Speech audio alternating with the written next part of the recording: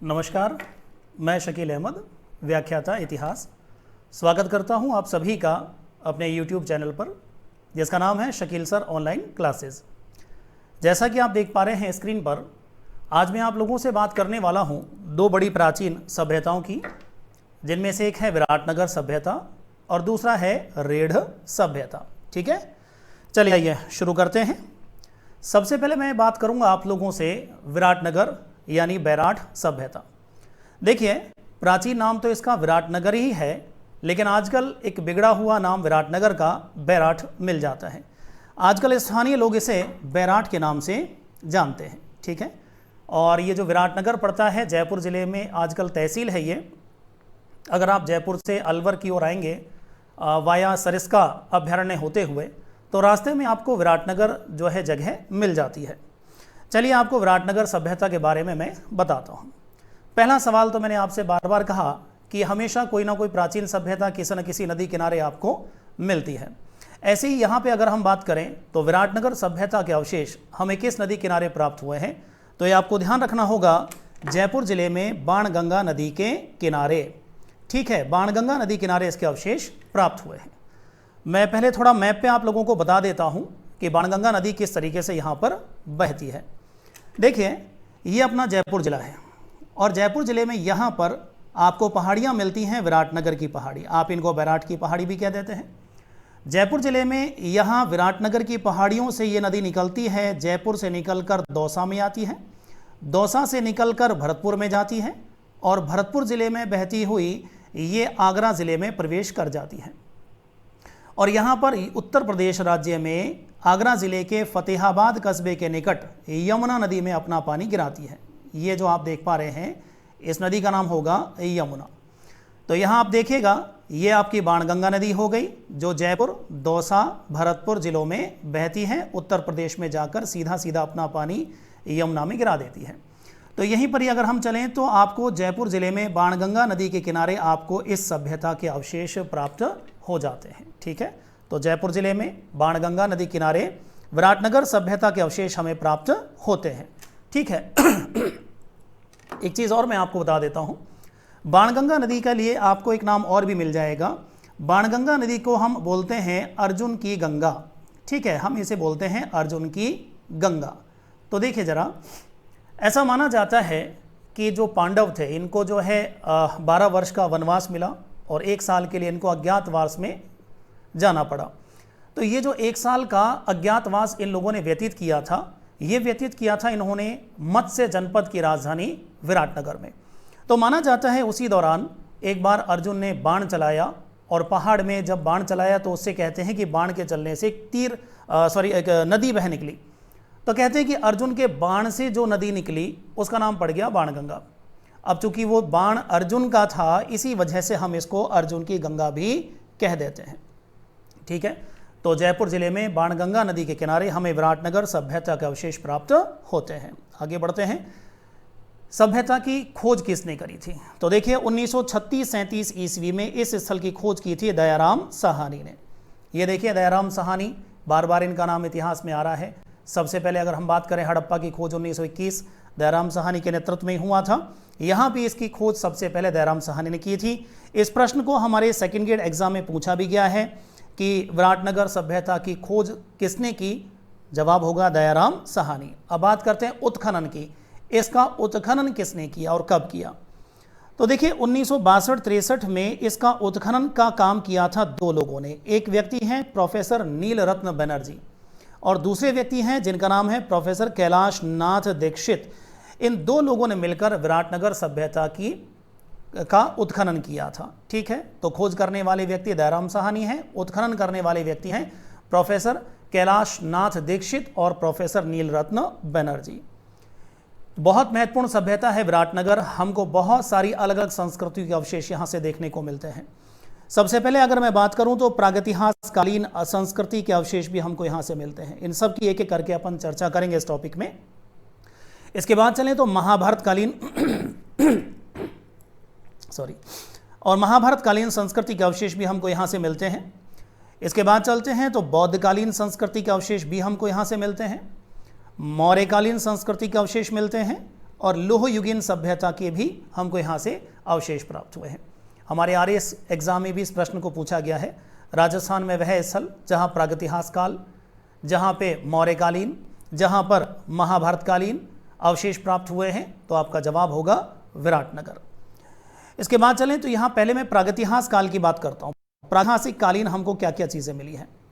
देखिए, विराटनगर से हमको पाषाणकालीन, यानी पाषाणकालीन मैंने बताया था पिछले चैप्टर में, शुरुआती चैप्टर में, जब इंसान पत्थर के बने औजार हथियारों का प्रयोग करता था, तो पाषाणकालीन हथियारों का एक कारखाना हमें यहाँ से प्राप्त हुआ है। काफ़ी बड़ी मात्रा में हमें यहाँ पर पत्थर के बने औजार प्राप्त हुए हैं। तो इतिहासकारों का मानना है कि संभवतया ये कोई कारखाना था जहाँ पर आदि मानव अपने पत्थरों के औजार बनाया करते थे। इसके अलावा देखें तो 1990 में यहाँ इन पहाड़ियों में कुछ हमारे यहाँ पर शैल आश्रय खोजे गए हैं। बहुत महत्वपूर्ण प्रश्न है। आदि मानव काल के चित्रित हमको शैलाश्रय कहाँ से प्राप्त हुए हैं? ये भी हमको प्राप्त हुए हैं विराटनगर से, जिनकी खोज 1990 में हुई थी। ठीक है, अब आप देखें यहाँ पे एक शब्द आता है शैल आश्रय। आप इसका टुकड़े कर लीजिए दो शब्दों में। देखिए, शैल प्लस आश्रय। शैल का मतलब चट्टान हो गया, आश्रय का मतलब हो गया रहने की जगह। यानी यहाँ पर आदि मानव कुछ चट्टानों में गुफाएं थी, इनमें रहा करता था, और इन गुफाओं से उस आदि मानव काल के हमें कुछ शैल चित्र भी प्राप्त हुए हैं। शैल चित्र, शैल यानी चट्टान, चित्र चट्टानों में बने हुए चित्र। मैंने आपको पहले ही बताया था पाषाणकालीन हमें शैल चित्र मिलते हैं, और ज़्यादातर शैल चित्रों में जो है प्रश्न पूछ लिया जाता है कि पहला तो ये कि इन शैल चित्रों की विषय वस्तु क्या है। ये शैल चित्र जो हमें मिले हैं उनमें किस प्रकार की हमें जो है विषय वस्तु देखने को मिलती है। तो मैंने आपसे कहा था शुरुआती क्लास में ही, यहाँ पर शिकार के दृश्य मिलते हैं, क्योंकि पाषाण काल में व्यक्ति का जो मेन काम था वो था अपना जो है पेट भरना, और पेट भरने के लिए उसे शिकार करना था। शिकार करने के बाद जब वो फ्री जो है अक्सर जब समय उसके पास रहता था, तो अक्सर वो क्या करता है, उन शैल आश्रयों के अंदर बैठे बैठे, उन गुफाओं के अंदर बैठे बैठे उन गुफाओं की दीवारों पर चित्र बना देता है। तो इनको हम शैल चित्र के नाम से जानते हैं। तो आदि मानव काल के शैल चित्र हमको मिलते हैं विराटनगर से, जिनकी खोज 1990 में हुई थी। इसके अलावा देखिए, महाभारत में भी इसका जिक्र मिलता है। मैंने अभी कुछ देर पहले भी आपसे जिक्र किया था, विराटनगर महाभारत काल में मत्स्य जनपद की राजधानी थी। आप लोगों ने कभी महाभारत में देखा होगा, सुना होगा, पढ़ा होगा। महाभारत काल में जैसा कि मैंने कहा कि 1 साल का जो ज्ञातवास है इन 5 पांडवों ने राजा विराट के पास व्यतीत किया था। इसका वर्णन हमें महाभारत में मिलता है, और हमें पता चलता है कि उस वक्त यहाँ पे राजा विराट हुआ करते थे, और राजा विराट के नाम पर ही संभवतया इसका नाम विराटनगर पड़ गया था। इस राजा विराट ने महाभारत युद्ध में पांडवों का साथ भी दिया था। आपने ये भी पढ़ा होगा कि राजा विराट ने अपनी पुत्री उत्तरा का विवाह अर्जुन के पुत्र अभिमन्यु के साथ किया था। तो इस तरीके से आप देखिए, महाभारत में इसका उल्लेख आपको मिलता है मत्स्य जनपद का, जिसकी राजधानी थी विराटनगर। चलिए, इसके बाद बौद्ध धर्म की बात करते हैं। बौद्ध धर्म का बहुत बड़ा संबंध रहा है इस विराटनगर से। अगर हम बात करें मौर्य काल की, तो मौर्य काल में विराटनगर बौद्ध धर्म का एक महान केंद्र रहा है। देखिए, आप लोगों ने कभी पढ़ा होगा इतिहास के अंदर, सम्राट अशोक ने क्या किया, कलिंग युद्ध 261 ईसा पूर्व जो कलिंग युद्ध हुआ था, कलिंग युद्ध के बाद कहते हैं कि उपगुप्त नामक बौद्ध भिक्षु के कहने पर इन्होंने बौद्ध धर्म स्वीकार कर लिया था। इस तरीके से यह माना जाता है कि सम्राट अशोक ने बौद्ध धर्म स्वीकार भी किया और उसका प्रचार प्रसार भी किया। पहली बार अगर भारतीय सीमाओं के बाहर अगर बौद्ध धर्म का प्रसार हुआ था तो मौर्य काल में सम्राट अशोक के शासन काल में देखने को मिलता है। इसी प्रकार अगर हम बात करें मौर्य काल में विराटनगर भी बौद्ध धर्म का एक बड़ा केंद्र हुआ करता था, इसका उल्लेख हमको यहाँ पर मिलता है। ठीक है, चलिए इसके बाद मैं आपको अगला तथ्य बताता हूँ। विराटनगर में बौद्ध धर्म के जो अवशेष मिले हैं वो कौन सी शाखा से प्राप्त हुए हैं? हीनयान शाखा। देखिए, एक चीज़ आपको पता होना चाहिए कि हमारे यहाँ पर बौद्ध धर्म जो है इसकी 2 शाखाएं थी, एक हीनयान, एक महायान। ठीक है, आप लोगों को इंडियन हिस्ट्री वाली क्लास में पता चलेगा कि जो 4 बौद्ध संगीति हुई उनमें चौथी बौद्ध संगीति सन 78 ईस्वी में हुई थी, कुंडलवन कश्मीर में। इस संगीतों को बुलवाया था कुषाण वंश के शासक सम्राट कनिष्क ने। इस चौथी बौद्ध संगीति में बौद्ध धर्म 2 संप्रदाय में विभक्त हो गया। एक संप्रदाय हीनयान कहलाया और दूसरा वाला महायान कहलाया। तो सवाल यह है कि विराटनगर बौद्ध धर्म का महान केंद्र था, लेकिन बौद्ध धर्म की 2 शाखाएं हैं, 2 संप्रदाय, हीनयान महायान। कौन से संप्रदाय के अवशेष मिलते हैं आपको विराटनगर से? तो ध्यान रखें, आपका जवाब होगा हीनयान शाखा। अच्छा, एक चीज़ और आपको ध्यान रखना है कि हीनयान शाखा में महात्मा बुद्ध को ईश्वर या कह सकते हैं हम लोग बाग, उन्हें जो है परमेश्वर नहीं माना जाता, ठीक है, उन्हें सिर्फ एक महापुरुष के रूप में माना जाता है। और ध्यान रखें, हीनयान संप्रदाय में महात्मा बुद्ध की मूर्ति की पूजा नहीं की जाती है।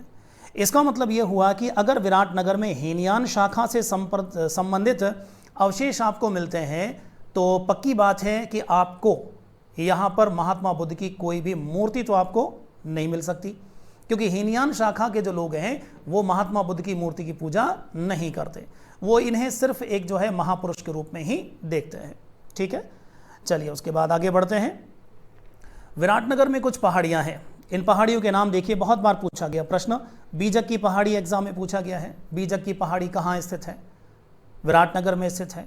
इसके अलावा देखें तो भीमसेन की डूंगरी है एक पहाड़ी, गणेशगिरी है, ये बहुत सारी पहाड़ियाँ यहाँ मिलती हैं विराटनगर में। इन तमाम पहाड़ियों के ऊपर हमको बौद्ध गुफाओं के अवशेष मिलते हैं। बौद्ध गुफाओं के अलावा हमें बौद्ध स्तूप, बौद्ध चैत्य के प्रमाण भी यहाँ से खुदाई में प्राप्त हुए हैं। ठीक है, यहाँ पे बीजक की पहाड़ी को अलग से पूछा गया है थर्ड ग्रेड एग्जाम में, और भीमसेन की डूंगरी, गणेशगिरी, इसको महिला सुपरवाइजर जो है एग्जाम में पूछा गया है कि भीमसेन की डूंगरी, गणेशगिरी पहाड़ियाँ स्थित हैं, तो हमारा जवाब हो सकता है यहाँ पर विराटनगर। चलिए इसके बाद देखें आगे।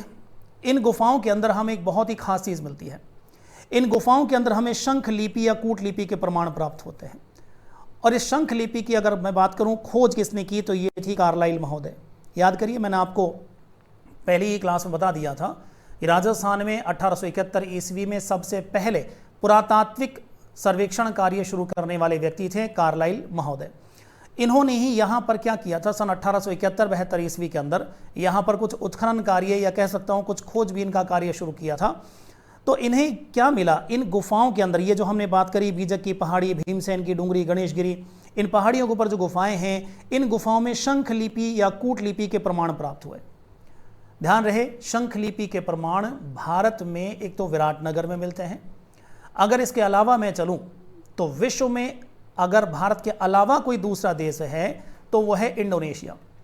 इंडोनेशिया में अगर हम बात करें तो जावा और बोर्नियो जो द्वीप हैं उनमें आपको शंख लिपि के प्रमाण प्राप्त होते हैं। इसके अलावा आपको दुनिया के कहीं पर किसी देश में इस लिपि के प्रमाण प्राप्त नहीं होंगे।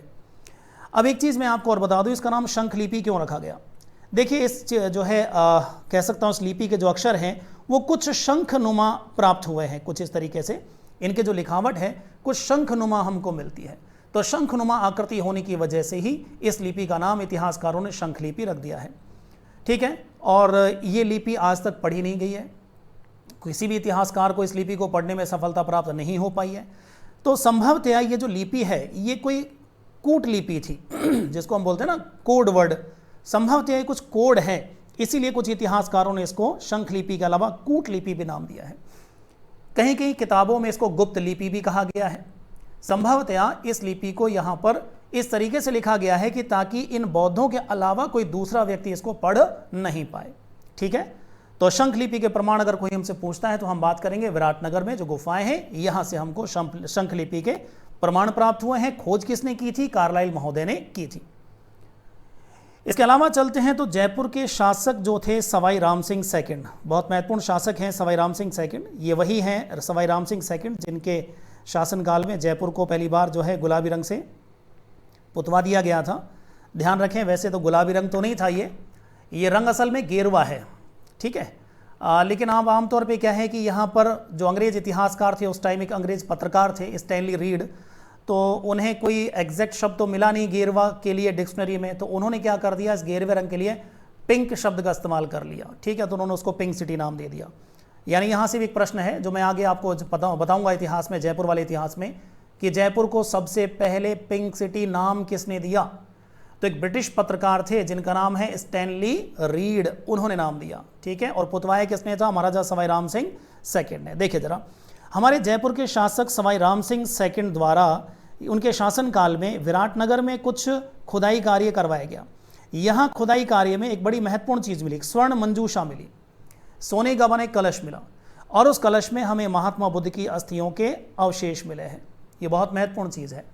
कि महात्मा बुद्ध की अस्थियों के अवशेष हमें कहाँ से प्राप्त हुए हैं, तो हमारा जवाब होगा विराटनगर से। ठीक है, एक स्वर्ण मंजूषा के अंदर।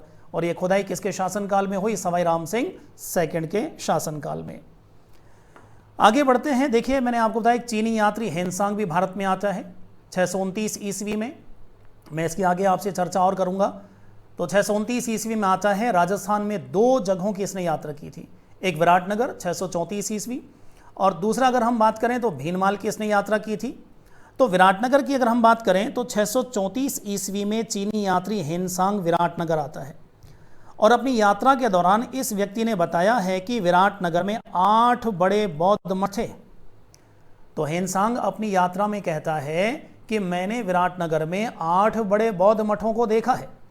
इसका मतलब यह हुआ कि देखिए, एक एक बौद्ध मठ में हजारों भिक्षुक रहते थे, यानी 8 बौद्ध मठ से हम अंदाजा लगा सकते हैं कि 7वीं शताब्दी, 634 का मतलब शताब्दी कौन सी हो गई? 7वीं, कि मतलब 7वीं शताब्दी में जब हेनसांग यहाँ आता है तब भी विराटनगर में एक बहुत बड़ी बौद्ध आबादी निवास करती थी। ठीक, तो इस तरीके से यहाँ पे 8 बौद्ध मठों का उसने उल्लेख किया है। अच्छा, इसके बाद थोड़ा सा एक बात और मैं आपसे कर लूँ। हेनसांग जो थे, इसने अपनी पुस्तक लिखी थी। पुस्तक का नाम आप लोगों ने पढ़ा होगा। हेनसांग की पुस्तक का नाम था CU की। इस पुस्तक में हेनसांग अपनी संपूर्ण यात्रा का वर्णन करता है और कहता है कि मैंने 72 देशों की यात्रा की। ठीक है, ये कितने देशों की यात्रा की बात करता है? 72 देशों की यात्रा की बात करता है। कहता है मैंने 72 देशों की यात्रा की, उसमें से एक देश ये विराटनगर की भी बात करता है। ठीक है, चलिए बाकी बातें हेनसांग की मैं आपसे आगे करने वाला हूं। एक और हमें बड़ा महत्वपूर्ण चीज यहां से मिली है। सम्राट अशोक का शिलालेख हमको विराटनगर से प्राप्त हुआ है। ठीक है, पूछा जाता है सम्राट अशोक का शिलालेख जो है कहां से प्राप्त हुआ? भाबरू से। ध्यान रखें, बहुत सारे लोग समझते हैं कि सम्राट अशोक का शिलालेख एक ही प्राप्त हुआ विराटनगर से। ऐसा नहीं है। विराटनगर से सम्राट अशोक के 2 शिलालेख प्राप्त हुए हैं। तो पहले मैं भाबरू शिलालेख की आपसे बात कर लेता हूं। देखिए, 1837 ईस्वी में कैप्टन बर्ट, एक अंग्रेज सैनिक अधिकारी थे कैप्टन बर्ट, इन्होंने सम्राट अशोक के भाबरू शिलालेख की खोज की थी। देखिए, मैंने आपको बता देता हूं यहां पर कि सम्राट अशोक के जितने भी शिलालेख मिले हैं उन तमाम शिलालेखों को हमने क्या किया, जिस जगह जिस गांव कस्बे से वो मिले हैं उसी के नाम पे हमने उनका नामकरण कर दिया है। अगर आप जयपुर से दिल्ली चलते हैं नेशनल हाईवे नंबर 8, तो आपको विराटनगर के पास यहाँ पर एक भाबरू नाम का, नेशनल हाईवे नंबर 8 पर एक भाबरू नाम से गांव मिल जाता है। तो भाबरू नाम के गांव में ये शिलालेख मिला है कैप्टन बर्ट को, तो भाबरू गांव के नाम पर ही हमने उसका नाम रख दिया है भाबरू शिलालेख। ठीक है, तो यहाँ पे पहला सवाल तो यह है कि अशोक का भाबरू शिलालेख किसने खोजा? कैप्टन बर्ट ने। कब खोजा? 1837 ईस्वी में। ठीक है, दूसरा एक और बड़ा महत्वपूर्ण सवाल है, इस शिलालेख की भाषा क्या है? ध्यान रखें, प्राकृत, और लिपि क्या है? ब्राह्मी। ये बहुत महत्वपूर्ण है, आपको पता होना चाहिए। सॉरी, आपको पता होना चाहिए कि सम्राट अशोक के जितने भी शिलालेख हमें मिले हैं वो तमाम सबकी भाषा प्राकृत है। ठीक है, और लिपियां मिली हैं 4। भाषा सबकी प्राकृत है, लेकिन उन सबको लिखा गया है 4 प्रकार की लिपियों में, ब्राह्मी, खरोष्ठी, ग्रीक, अरामाइक। यहां भी एक प्रश्न बनता है भारतीय इतिहास में कि सम्राट अशोक के सबसे ज्यादा शिलालेख कौन सी लिपि में प्राप्त हुए हैं? तो आपका जवाब होगा ब्राह्मी लिपि। और यहां भाबरू शिलालेख की अगर हम बात करें तो इसकी भाषा प्राकृत और लिपि भी क्या है? इसकी ब्राह्मी लिपि है। ठीक है, अच्छा, कई बार पुस्तकों में एक गड़बड़ मिलती है, कहीं 1837 और कहीं 1840 दे रखा है। इस चीज़ को मैं यहाँ पे क्लियर कर देता हूँ। 1837 ईस्वी में भाबरू शिलालेख की खोज हुई थी, लेकिन 1840 ईस्वी में भाबरू शिलालेख को काटकर चट्टान में से उसे कलकत्ता भिजवा दिया जाता है। ठीक है, उसकी भी चर्चा मैं आप लोगों से यहाँ पे करने वाला हूँ, लेकिन उससे पहले एक चित्र मैंने यहाँ पे रख दिया है। ये है वो शिलालेख, सम्राट अशोक का भाबरू शिलालेख। आप देख सकते हैं इस चित्र के अंदर। आप देखें यहाँ पर ये जो शिलालेख है, इसमें जो लिपि अगर आप देख पा रहे हैं तो ये लिपि हमारी ब्राह्मी है और जो भाषा है इसकी वो हमारी प्राकृत है। ठीक है, आजकल ये कलकत्ता में म्यूजियम में सुरक्षित है, रखा हुआ है। एक और चित्र मैं आपको यहाँ दिखा रहा हूँ जिसके बारे में आपको बताने वाला हूँ अभी। आप देख सकते हैं यहाँ पर एक मौर्यकालीन हमको एक गोल बौद्ध स्तूप के अवशेष मिले हैं। ठीक है, स्तूप का मतलब होता है टीला। बौद्ध धर्म इनकी बड़ी महत्व है, बौद्ध धर्म में बौद्ध स्तूपों का बड़ा महत्व है। ठीक है, तो आप देखें यहाँ पर एक गोल यहाँ पे जो है बौद्ध स्तूप का अवशेष हमको यहाँ मिला है। आप देख सकते हैं यहाँ पर किसी ज़माने में यहाँ पर एक बीच में स्तूप होता होगा। ये साइड में अगर आप देखें यहाँ पर ये वाला हिस्सा ये प्रदक्षिणा पथ है। सामान्यतः बौद्ध धर्म के अंदर मैंने कहा, जैसे हीनयान की बात मैं आपसे कर रहा हूँ, हीनयान संप्रदाय के अंदर मैंने कहा बौद्ध स्तूप होते हैं, महात्मा बुद्ध की मूर्तियाँ तो बनती नहीं हैं। तो यहाँ अगर हम बात करें तो आप लोगों को देखने को मिल जाएगा कि यहाँ पर सम्राट अशोक जो थे इनके ज़माने में, देखिए मैं इनको हटा देता हूँ थोड़ा सा पहले लाइनों को, आप देखिए यहाँ पर मैंने कहा कि यहाँ पे मूर्ति पूजा तो होती नहीं थी, तो अक्सर ये लोग क्या करते थे, बौद्ध स्तूप बनाते थे। और यहाँ पर संभवतः बीच का हिस्सा ये बौद्ध स्तूप रहा होगा, ठीक है। और इसके अलावा देखिए, इसके अलावा चारों तरफ अगर आप गौर से देखें, ये वाला हिस्सा जो आप देख पा रहे हैं यहाँ पर, इस हिस्से में परिक्रमा की जाती थी, ठीक है। इसको बोलते हैं प्रदक्षिणा पथ, इसको बोलते हैं। सामान्यतः आपने किसी मंदिर में देखा होगा, हम परिक्रमा करने जाते हैं, बीचों बीच गर्भगृह होता है, ठीक, और उस गर्भगृह के चारों ओर एक रास्ता होता है। आमतौर पे सामान्य बोलचाल में हम उसे जो है परिक्रमा पथ कह देते हैं, ठीक है, या प्रदक्षिणा पथ हम उसे कह देते हैं। यहाँ चारों तरफ लोग बाग चक्कर काटते हैं, इसे परिक्रमा लगाना बोलते हैं। तो ये गोलाकार बौद्ध स्तूप के अवशेष हमको विराटनगर से प्राप्त हुए हैं। कभी मौका लगे आपका जयपुर से अलवर वाले रूट पर तो ज़रूर विराटनगर आप घूमिए और ये सारे अवशेष आपको देखने को मिल जाएंगे, ठीक है। ये बीजक की पहाड़ी के ऊपर ये आपको मिला है ये अवशेष। चलिए आगे मैं लेता हूँ। तो भाब्रू शिलालेख की बात चल रही थी, खोज इसकी 1837 ईस्वी में हुई, ठीक है। लेकिन 1840 ईस्वी में इस शिलालेख को कलकत्ता के Royal Asiatic Society of Bengal संग्रहालय में स्थानांतरित कर दिया गया। खोज 1837 में होती है कैप्टन बर्ड द्वारा, लेकिन कैप्टन बर्ड ने 1840 ईस्वी में इस शिलालेख को यहाँ से कटवा दिया, जो मूल चट्टान थी उसमें से इसको काटकर इसे कलकत्ता भिजवा दिया और Royal Asiatic Society of Bengal museum में इसको रखवा दिया गया है। ये चित्र मैंने अभी आपको जो दिखाया है ये इसी म्यूजियम से लिया गया है। इसके अलावा देखें तो यह बहुत महत्वपूर्ण शिलालेख है अशोक का, एकमात्र शिलालेख है सम्राट अशोक का जिससे अशोक के बौद्ध होने का पता चलता है। सम्राट अशोक के बौद्ध होने की जानकारी केवल एकमात्र शिलालेख से मिलती है, वो है भाब्रू शिलालेख। ध्यान रहे, सम्राट अशोक के वैसे तो बहुत सारे शिलालेख हैं साहित्य भरा हुआ है। सम्राट अशोक के बौद्ध होने का प्रमाण हमें बहुत सारे साहित्य ग्रंथों से देखने को मिलता है, लेकिन शिलालेख केवल एकमात्र आपको भाब्रू ही मिलेगा। इस शिलालेख में सम्राट अशोक कहते हैं कि मैं बुद्ध, धम्म और संघ में विश्वास प्रकट करता हूं। तो एकमात्र ये शिलालेख है जिससे पता चलता है कि सम्राट अशोक बौद्ध धर्म के अनुयायी थे, इसलिए ये शिलालेख बहुत महत्वपूर्ण हो जाता है आपके लिए।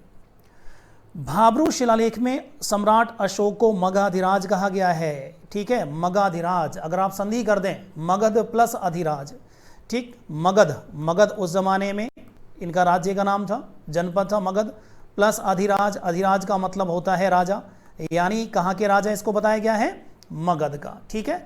तो आपको पता होना चाहिए कि भाब्रू शिलालेख में अशोक की कौन सी उपाधि का वर्णन है, मगधाधिराज उसे कहा गया है। आगे बढ़ते हैं। मैंने अभी आपसे कहा कि विराटनगर से अशोक के 2 शिलालेख प्राप्त हुए हैं। पहला शिलालेख हम पढ़ चुके हैं 1837 ईस्वी में कैप्टन बर्ड द्वारा खोजा गया, और दूसरा जो शिलालेख है ये खोजा गया था 1871-72 ईस्वी में, और इस शिलालेख की खोज की थी कार्लाइल महोदय द्वारा। कार्लाइल ने इसकी खोज की थी भीमसेन की डूंगरी से, ठीक है। तो अब यहाँ पे अशोक के 2 शिलालेख हो गए, लेकिन एक चीज़ मैं देखिए, जैसे मैंने यहाँ पे बोला कि ये दूसरा जो शिलालेख है भीमसेन की डूंगरी से प्राप्त हुआ है। आज भी अगर आप विराटनगर जाएंगे तो ये शिलालेख इस भीमसेन की डूंगरी के ऊपर आज भी मौजूद है, ठीक है। भाब्रू वाला तो कहाँ पहुँचा दिया, कलकत्ता म्यूजियम, लेकिन ये दूसरा शिलालेख आज भी यहाँ मौजूद है, ठीक है। अच्छा, एक चीज़ मैं आपको और ऐड कर देता हूँ। अगर कोई आपसे ये कहता है कि सम्राट अशोक का भाब्रू शिलालेख मूल रूप से किस पहाड़ी पर मौजूद था, तो ध्यान रहे भाब्रू जो शिलालेख था मूल रूप से वह बीजक की पहाड़ी पर मौजूद था। कहाँ मौजूद था, बीजक की पहाड़ी पर, ठीक है।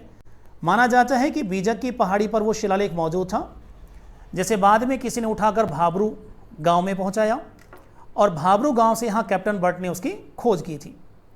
तो मुख्यतः माना जाता है कि मूल रूप से वह मौजूद था बीजक की पहाड़ी पर, यह आपको ध्यान रखना है, ठीक है। तो भाब्रू शिलालेख बीजक की पहाड़ी पर मिला था, और अगर हम यहाँ देखें तो दूसरा शिलालेख भीमसेन की डूंगरी पर आज भी मौजूद है। चलिए उसके बाद देखिए अभी मैंने आपको एक चित्र दिखाया, एक गोलाकार बौद्ध स्तूप का। इसकी खोज 1999 में हुई थी, ये भी बीजक की पहाड़ी के ऊपर है। 1999 ईस्वी में बीजक की पहाड़ी पर सम्राट अशोक के शासनकाल का एक गोलाकार बौद्ध स्तूप प्राप्त हुआ है। तो अभी मैंने कुछ देर पहले एक चित्र आप लोगों को दिखाया था, ठीक है, ये बीजक की पहाड़ी से मिला है। 1999 में इसकी खुदाई यहाँ पर की गई थी और यह माना जाता है कि सम्राट अशोक द्वारा इसका निर्माण कार्य करवाया गया था। ऐसा माना जाता है इतिहास में कि सम्राट अशोक ने 84,000 बौद्ध स्तूपों का निर्माण कार्य करवाया था, ठीक है। लेकिन मौर्य वंश के पतन के बाद यह सब माना जाता है कि पुष्यमित्र शुंग नाम के जो शासक हुए थे, कहते हैं कि उसने सारे स्तूपों को नष्ट करवा दिया, ठीक। तो यहाँ पर ऐसा ही माना जाता है कि बीजक की पहाड़ी पर एक बौद्ध स्तूप था जो कालांतर में नष्ट हो गया। यहाँ पर इसको किसने नष्ट करवाया था उसकी बात मैं आपसे अभी इस बिंदु में करने वाला हूँ आगे। देखिए, उससे पहले विराटनगर में हमें एक सूती वस्त्र, एक बुना हुआ सूती वस्त्र, ध्यान रहे बुना हुआ सूती वस्त्र मैंने आपको एक बालाथल में बताया और दूसरा बुना हुआ सूती वस्त्र हमको यहाँ पे विराटनगर में देखने को मिलता है। हमें यहाँ पर क्या हुआ, 36 चांदी की मुद्राएं प्राप्त हुई है। एक कलश हमको मिलता है, ठीक है, इस तरीके से एक कलश हमको मिला है, एक बड़ा सा मटका, उसके अंदर एक बुना हुआ सूती का कपड़ा सॉरी, उस कलश के अंदर बुने हुए सूती कपड़े के अंदर हमें 36 चांदी की मुद्राएं प्राप्त हुई है, ठीक है। अब यहाँ पे एक प्रश्न और आता है कि 36 चांदी की मुद्राओं में 8 तो सिक्के हैं पंचमार्क, जिनको आहत मुद्रा भी कहते हैं, 28 हिंदी यूनानी सिक्के हैं। अब सवाल यहाँ पे यह है कि ये पंचमार्क सिक्के क्या हैं। अक्सर बच्चे सवाल करते हैं पंचमार्क जिसको आहत मुद्रा भी कहते हैं, ये क्या है, और हिंदी यूनानी कौन है जिनके 28 सिक्के हमको मिलते हैं, ठीक है। अब मैं आपसे इनकी बात कर लेता हूँ। चलिए पहले मैं इनको थोड़ा सा यहाँ से डिलीट कर देता हूँ। देखिए जरा, होता यह है कि पंचमार्क जो सिक्का है इनको मैं आपको थोड़ा सा बता देता हूँ। देखिए जरा, बात करते हैं पंचमार्क कॉइन की। आप इनको पंचमार्क कॉइन कह दीजिए या आप इनको आहत सिक्का कह दीजिए, बात एक ही है। आपको मालूम होना चाहिए कि भारत में प्राचीन काल में आहत मुद्रा प्रचलित थी आहत सिक्के प्रचलित थे, जिनको हम पंचमार्क कॉइन भी कह सकते हैं। देखिए ये क्या है कि आपका एक सोने का, चांदी का, तांबे का एक टुकड़ा ले लिया जाता है और उसको हथौड़े से पीटा जाता है, और हथौड़े से पीटने के बाद एक टेढ़ा मेढ़ा आकृति का एक सोने या चांदी का जो भी आपका सिक्का है वो इस तरह का सिक्का आपको मिल जाएगा। यानी बिल्कुल इसकी कोई एक विशेष आकृति नहीं होगी, ना इसके ऊपर कोई लेख होगा। इसके ऊपर हम क्या करते हैं, कोई चंद्रमा का निशान या कोई पेड़ पौधे का निशान, ठीक है, या कोई सूर्य का निशान या किसी पशु पक्षी का निशान हम पंच कर देते हैं, ठीक है। यानी उसके ऊपर हम उसको पंच करते हैं। पंच करने का मतलब उसको हम छाप देते हैं, ठीक है, दबाकर। अब देखिए, चूंकि इसको पीट पीट के सिक्के को बनाया गया है इसलिए हम इसको आहत मुद्रा कहते हैं, और पंचमार्क इसलिए कहते हैं क्योंकि पीटने के बाद हम इसके ऊपर कोई ना कोई आकृति पंच कर देते हैं, इसलिए हम इसको पंचमार्क सिक्का भी कह देते हैं। अब भारत में प्राचीन काल में ये सिक्के चलते थे, ना इनके ऊपर कोई लेख होता है, ना किसी शासक का कोई चित्र होता है, ठीक है, ना ही कब इनको प्रचलित किया गया, कब इनको जारी किया गया, उस वर्ष का कोई इसमें जिक्र मिलता है। भारत में ध्यान रहे सबसे पहले लेख वाले सिक्के, चित्र वाले सिक्के जिन पे शासकों का आपको जो है चित्र मिलते हैं, इस तरह का सिक्के आपको पहली बार देखने को मिलते हैं हिंद यूनानी सिक्के। हमारे भारत में हिंद यूनानी जो शासक हुए हैं, जिनको हम इंडो बैक्ट्रियन शासक भी कहते हैं, इन लोगों ने क्या किया, सबसे पहले एक विशेष बिल्कुल एक फिक्स आकृति वाले एकदम गोल या चौकोर इस तरह के सिक्के चलाए। इनके ऊपर राजा जो है उसकी आकृति भी छपी होती थी, ठीक है। इस आकृति को देखकर आप अंदाजा लगा सकते हैं कि शासक किस तरह का वेशभूषा पहना करता था, ठीक है। उन सिक्कों के ऊपर लेख भी लिखा हुआ है चारों तरफ, तो आप ये अंदाजा लगा सकते हैं कि भाई ये शासक का नाम क्या था या किस वर्ष उसने इसको जारी किया, या उस लेख से आप बहुत सारी जानकारी शासक के आपको बारे में आपको मिल सकती है। तो ये आजकल जो सिक्के हमारे जो भारत में जो देन है ना, विशेष आकृति के अंदर लेख वाले चित्रित सिक्के, ठीक है, जिससे हमें सारी जानकारी उस सिक्के के बारे में मिल जाती है, ये देन है भारत में हिंद यूनानी शासकों की, ठीक। आज से लगभग 2000 साल पहले ये सिक्के प्रचलित हुए, और उससे पहले जो भारत में सिक्के मिलते थे उन टेढ़े मेढ़े सिक्कों को हम बोलते थे, जिन्हें पीट कर बनाया जाता था पंचमार्क या आहत सिक्के। वापस मैं आपको विराटनगर पे लेके आता हूं। तो जैसा कि मैंने कहा, विराटनगर जो सभ्यता है, हमको यहाँ से एक मटका मिला, उस मटके में बुना हुआ सूती कपड़े के अंदर हमको 36 मुद्राएं मिलती हैं। जिनमें से 8 जो हैं सिक्के वो कैसे हैं, पंचमार के हैं, ठीक, वो पंचमार सिक्के मिलते हैं, ये आपको मैंने बताया। और 28 सिक्के हमको हिंद यूनानी शासकों के मिलते हैं, ये आपको ध्यान रखना है। अब इसमें 28 हिंद यूनानी सिक्कों में से सबसे ज़्यादा सिक्के एक ही शासक के मिले हैं, एक ही हिंद यूनानी शासक के मिलते हैं। उसका नाम आपसे पूछा जाता है किसके सिक्के हैं, तो ये है राजा मिनांडर। देखिए 28 सिक्कों में से सबसे ज़्यादा 16 सिक्के अकेले राजा मिनांडर के हमको प्राप्त हुए हैं। कौन था राजा मिनांडर, मैं थोड़ा सा बता देता हूँ उसके बारे में। आप लोगों ने एक पुस्तक पढ़ी हो कभी, मिलिंद पन्हो। ये जो मिलिंद पन्हो पुस्तक है, इसकी रचना की थी आचार्य नागसेन ने, जो एक बौद्ध भिक्षु थे। मिलिंद पन्हो, पन्हो का मतलब प्रश्न, यानी मिलिंद के प्रश्न। ये जो मिलिंद है कोई और नहीं, ये राजा मिनांडर है, हिंद यूनानी शासक मिनांडर। इसको हम भारतीय लोग राजा मिलिंद के नाम से जानते हैं। कहते हैं कि राजा मिनांडर जो थे, इन्होंने आचार्य नागसेन जो बौद्ध भिक्षु हैं उनसे कुछ प्रश्न किए थे, और तमाम उन प्रश्नों का जब संतोषजनक इनको उत्तर मिल गया, तो उत्तर मिलने के बाद राजा मिनांडर ने बौद्ध धर्म को स्वीकार कर लिया। सॉरी, इस प्रकार यह माना जाता है कि राजा मिनांडर ने बौद्ध धर्म स्वीकार कर लिया, और बौद्ध धर्म स्वीकार करने के बाद वो राजा मिलिंद के नाम से मशहूर हुए। तो बहुत महत्वपूर्ण आदमी है ये राजा मिनांडर। इनके बारे में और भी मैं चर्चा राजस्थान में आपसे करने वाला हूँ अभी आगे। तो 16 सिक्के सबसे ज़्यादा अकेले किस शासक के मिले हैं, हिंद यूनानी शासक मिनांडर के आपको मिलते हैं। ठीक है, चलिए आगे बढ़ते हैं। विराटनगर से हमको किस प्रकार के बर्तन मिलते हैं, ठीक, तो देखिए बहुत महत्वपूर्ण प्रश्न यहाँ से बनता है। लोह युगीन उत्तरी काली पॉलिश वाले मृदभांड। सामान्यतः देखिए मैंने आपसे कहा था मिट्टी के बर्तनों के बारे में बहुत अच्छा प्रश्न आता है, पूछ लिया जाता है लाल काले मृदभांड आपको किस सभ्यता से मिले हैं, ये लाल गुलाबी मृदभांड आपको कहाँ से मिले हैं, काली मिट्टी वाले मृदभांड आपको कहाँ से मिले हैं, या उत्तरी काली पॉलिश वाले मृदभांड आपको कहाँ से मिले हैं। इनको इंग्लिश में हम NBPW भी कह देते हैं। नॉर्दर्न यानी उत्तरी, ब्लैक यानी काली, पॉलिश हमने बोला यहाँ पे वियर यानी बर्तन, तो हम इनको यहाँ पे NBPW। तो इस प्रकार देखें हमारे यहाँ पर लोह युगीन उत्तरी काली पॉलिश वाले हमको मृदभांड यहाँ से देखने को मिलते हैं। ठीक है, इनके मृदभांड के बारे में काफ़ी प्रश्न आते हैं। आगे देखिए यहाँ पर इस जो है समृद्ध इस इलाके को, विराटनगर को नष्ट किसने कर दिया, तो देखिए इसके बारे में हमें 2 प्रमाण मिलते हैं। एक तो हमको मिलता है दयाराम साहनी का, जाने माने मशहूर हमारे यहाँ पर जो है इतिहासकार हैं। इसके अलावा चीनी यात्री हेनसांग। ठीक है, इन दोनों के अनुसार अगर हम देखें तो हूण वंश के शासक तोरमाण के पुत्र, अच्छा थोड़ा सा यहाँ पे एक मिस्टेक है, मैं ये हटा देता हूँ। तोरमाण के जो पुत्र थे, ठीक है, हूण राजा मिहिरकुल, हूण राजा मिहिरकुल, ठीक है, जो तोरमाण के पुत्र थे। तो माना जाता है कि दयाराम साहनी और हेनसांग के अनुसार मिहिरकुल ने यहाँ पे आक्रमण किया था। ठीक है, और उस आक्रमण के कारण यहाँ पर बैराठ में क्या हुआ, बौद्ध स्तूपों को उसने नष्ट कर दिया, विहारों को उसने नष्ट कर दिया। ये माना जाता है कि मिहिरकुल जो था वो शैव धर्म का अनुयायी था। वैसे तो हूण लोग बाग विदेशी थे, बर्बर आक्रांता थे, भारत में आए, और माना जाता है मिहिरकुल ने आगे चलकर क्या किया, बौद्ध जो है शैव धर्म को अपना लिया। तो माना जाता है कि राजा मिहिरकुल ने, जो हूण वंश के राजा हैं, उन्होंने इन बौद्ध स्तूपों को नष्ट करवा दिया, ख़त्म करवा दिया।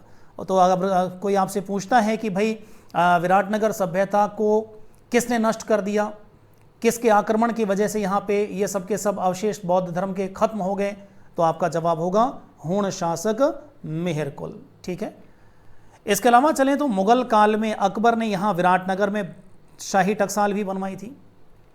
टकसाल का मतलब आपने देखा होगा, टकसाल का मतलब होता है जहाँ पे सिक्के जो है जारी किए जाते हैं। तो विराटनगर में एक शाही टकसाल मौजूद है, मुगल बादशाह अकबर ने इसका निर्माण कार्य करवाया था। अगर इसके अलावा चलें, आज भी अगर आप विराटनगर में जाएं तो आपको बड़े पैमाने पे मुगल कालीन इमारतें देखने को मिल जाएंगी, जिनमें पंचमहल नाम का एक महल आज भी मशहूर है। शाही यहाँ पे घुड़साल आज भी मौजूद है। ठीक है, तो ये माना जाता है कि सम्राट अकबर जो आगरा या दिल्ली से जब भी आमेर की ओर जाया करते थे, तो रास्ते में वो विराटनगर में रुकते थे, रास्ते में वो विराटनगर में अपना डेरा डालते थे, और यहीं पर आप देखें उसने रहने के लिए कुछ मुगलकालीन महल भी बनवाए थे। ये महल मुगलकालीन आज भी मौजूद हैं। यानी इस तरीके से हम बात करें विराटनगर की, तो प्रागैतिहासिक काल के अवशेष मिलते हैं, महाभारत काल के अवशेष मिलते हैं, मौर्यकालीन संस्कृति के अवशेष मिलते हैं, इसके अलावा लोहयुगीन संस्कृति के अवशेष मिलते हैं, यहाँ तक कि मध्यकाल में मुगलकालीन भी अवशेष हमको आज भी यहाँ पर देखने को मिल जाते हैं। ठीक है, इस प्रकार देखिए विराटनगर बहुत ही महत्वपूर्ण सभ्यता है, बहुत सारे प्रश्न यहाँ से देखने को मिलते हैं। विराटनगर के बाद अगली सभ्यता मैं आपको एक और पढ़ाने वाला हूँ, रेढ़ सभ्यता। ठीक है, चलिए बात करते हैं रेढ़ की। ये जो रेढ़ सभ्यता है, सबसे पहले देखें कि है कहाँ पर। तो टोंक ज़िले में आपको जाना होगा निवाई तहसील में। निवाई तहसील में एक आपको जो है नदी मिलेगी, ढील नदी। ढील नदी ध्यान रखें बनास की एक सहायक नदी है। तो टोंक ज़िले में ढील नदी के किनारे रेढ़ सभ्यता के अवशेष हमको प्राप्त होते हैं। जहाँ तक खोज की बात आती है तो 1938 से 1940 ईस्वी के बीच में के.एन. पुरी, केदारनाथ पुरी ने इसकी खोज की थी। ठीक, आगे बढ़ते हैं। रेढ़ सभ्यता से लोहे के हमको विशाल भंडार प्राप्त हुए हैं, इसीलिए इसे प्राचीन राजस्थान का टाटानगर कहते हैं। देखिए आजकल अगर आप टाटानगर की बात करें तो अगर हम बात करें तो झारखंड राज्य में जमशेदपुर नाम से एक जगह आपको मिल जाएगी। ये वही जगह है जहां पर भारत में सबसे पहले 1907 ईस्वी में जमशेदजी टाटा ने पहला स्टील प्लांट लगाया था। तो इस स्टील प्लांट की वजह से जमशेदपुर को हम सामान्यतः बोलचाल में टाटानगर कह देते हैं, क्योंकि वहाँ लोहे का काम है, स्टील का काम होता है। इसी तरीके से प्राचीन राजस्थान में लोहे के बड़े विशाल भंडार आपको मिलते हैं रेढ़ सभ्यता से, इसीलिए हम इसको जो है प्राचीन राजस्थान का टाटानगर भी कह देते हैं। ठीक, इसके अलावा चलिए तो एशिया का बहुत बड़ा सिक्कों का ढेर आपको यहाँ से प्राप्त हुआ है। इन सिक्कों की कुल संख्या की अगर हम बात करें तो आपको टोटल जो सिक्के यहाँ से देखने को मिलते हैं वो हैं 3075। बहुत महत्वपूर्ण प्रश्न है, आपसे पूछा जाता है कि हमारे यहाँ पर एशिया का सबसे बड़ा सिक्कों का ढेर कहाँ से प्राप्त हुआ है, तो आपका जवाब होगा वो है रेढ़ सभ्यता। चांदी के सिक्के हैं सारे के सारे। ठीक है, अगर कोई धातु पूछता है तो हम कह सकते हैं कि कौन से धातु के, चांदी के सिक्के हमको मिलते हैं। इसके अलावा चलें तो यहाँ पे यूनानी शासक अपोलो डॉट्स का बहुत ही महत्वपूर्ण सिक्का मिला है। जेईएन एग्जाम में इस प्रश्न को पूछा भी गया है कि यूनानी शासक अपोलो डॉट्स का सिक्का कहाँ से प्राप्त हुआ। ये खंडित सिक्का हमको यहाँ से मिलता है, ये भी हमको रेढ़ सभ्यता से ही प्राप्त हुआ है। ध्यान रखें, अपोलो अलग है, अपोलो डॉट्स अलग है। अपोलो तो कौन थे, अपोलो मैंने आपको बताया था, अपोलो तो यूनानी देवता का नाम है, और ये अपोलो डॉट्स कौन है, ये यूनानी शासक का नाम है, जिनका सिक्का हमको रेढ़ सभ्यता से प्राप्त हुआ है। एक हमें शीशे की बनी मोहर भी यहाँ से मिली है। ठीक है, उसके मोहर के ऊपर लिखा हुआ है मालव जनपद से। इसे साफ तौर पे जाहिर होता है कि ये टोंक का इलाका कभी मालव जनपद का भी हिस्सा हुआ करता था। ठीक, तो यहाँ पर आप देखिए शीशे की बनी मोहर मालव जनपद से लिखा हुआ है। इसके अलावा देखिए हमें यहाँ पर शुंगकालीन यक्षिणी की प्रतिमा भी प्राप्त हुई है। ठीक है, शुंगकालीन, मैंने आपसे कहा था कि मौर्य वंश का खात्मा हुआ था 185 ईसा पूर्व में।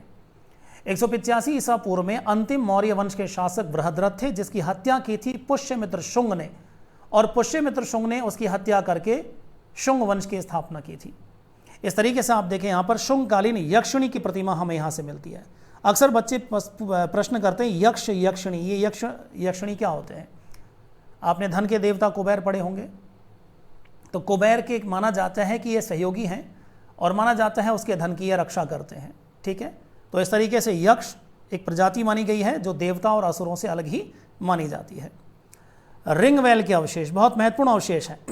रिंगवेल के अवशेष हमें मिल रहे हैं रेढ़ सभ्यता से। क्या है रिंगवेल, इसको समझाने के लिए मैं आपको एक यहाँ पे चित्र दिखा देता हूँ। देखिए ये एक रिंगवेल का अवशेष हमको मिल रहा है। वैसे ये चित्र रोपड़ सभ्यता का है। ठीक है, मैं समझाने के लिए इस चित्र का प्रयोग कर रहा हूँ। ये रिंगवेल का जो चित्र मैं दिखा रहा हूँ ये आपको रेढ़ सभ्यता वाला नहीं है, ये चित्र रोपड़ सभ्यता पंजाब से प्राप्त हुआ है, लेकिन समझाने के लिए मैं इस चित्र का इस्तेमाल आपके लिए कर रहा हूँ। देखिए होता क्या है, आजकल भी हमारे घर के अंदर से जो वेस्ट पानी होता है उसकी निकासी के लिए हम घर के आसपास एक सौंख गड्ढा बना लेते हैं। ठीक है, हम घर के गंदे पानी को उस गड्ढे में डाल देते हैं। आजकल हम क्या करते हैं, सीमेंट के गोल रिंग बनवाते हैं। सीमेंट के गोल जो हैं रिंग बनवाते हैं, जिनका जो है व्यास मुख्यतः वो निर्भर करता है कि कितना बड़ा गड्ढा बनवाने वाले हैं। सामान्यतः देखा जाए तो 4-5 फुट तक के रिंग आज भी देखने को मिल जाते हैं। कुछ लोग छोटे छोटे कुइयाँ बनाते हैं ग्रामीण क्षेत्रों में, तो उसमें वो जो है सीमेंट के बने उस गोल रिंग को एक के ऊपर एक रख देते हैं। इसी प्रकार आप देखिए यहाँ पर आपको ये जो है रिंग देखने को मिल रही है।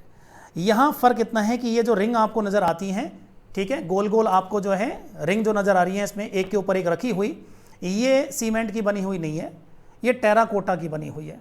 टेराकोटा मैंने आपको बताया था सेल खड़ी मिट्टी को हम बोलते हैं। तो टेराकोटा से ये लोग क्या करते हैं, रिंग बनाते हैं और उस रिंग को एक के ऊपर एक रखकर, गड्ढा खोदकर और एक के ऊपर एक रख के इस तरीके से ये लोग पूरा का पूरा एक गड्ढा बना देते हैं। फिलहाल तो देखिए इन गड्ढों के अंदर आपको मिट्टी नज़र आ रही है, लेकिन ये जो है खाली गड्ढे होते थे और घर का जो हमारा जो वेस्ट पानी है उसको हम इन गड्ढों में डाल दिया करते थे। इससे क्या होता है कि घर का जो वेस्ट पानी है वो धीरे धीरे नीचे की ओर बैठता हुआ चला जाता था। तो इनको हम सोख गड्ढा भी आजकल बोल देते हैं, सॉक पिट इनको इंग्लिश में हम बोलते हैं। तो इस प्रकार आप देखें रिंग वेल, रिंग यानी एक आपका चूड़ीदार इस तरीके से घेरा हो गया, वेल यानी कुआं, ठीक है, इस तरह का रिंग वेल हमको यहाँ से बड़ी संख्या में प्राप्त हुए हैं। ठीक, चलिए, तो आज की क्लास में हमने आपसे बात की थी विराटनगर सभ्यता और रेड सभ्यता की। आज के लिए इतना ही काफ़ी है, मिलते हैं अगली क्लास में, तब तक के लिए आप सभी को नमस्कार, जय हिंद, जय भारत।